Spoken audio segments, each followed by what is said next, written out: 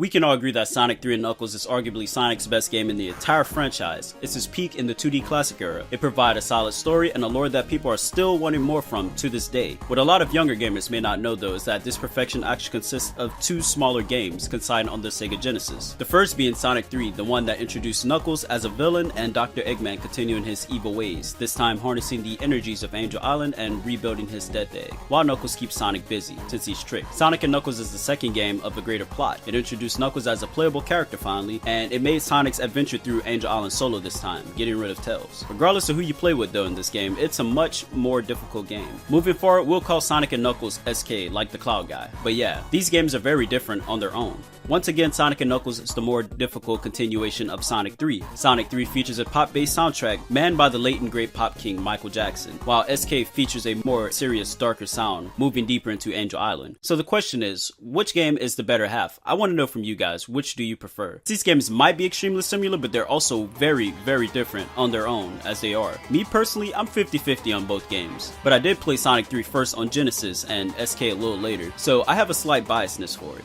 I also like the soundtrack more since it's a pop sound. But on the other hand, SK has a majority of my favorite classic zones, all in one game. You have Sandopolis, Lava Reef, and Death Egg to be more specific. And since SK is the second half, it has the climax factor on its side as far as moments between the two games. But Sonic and Knuckles kinda suffers from a weird pacing issue. It feels like a chore trying to get to my favorite stages in there. But I like Sonic 3's entire lineup enough to enjoy the game thoroughly. In short, I'm kinda torn in between which is the better half when act. So I want to know from you guys, which half do you like more? Feel free to comment your answer or choose on the straw poll in the video description down below. And until then, peace out, y'all have a good night.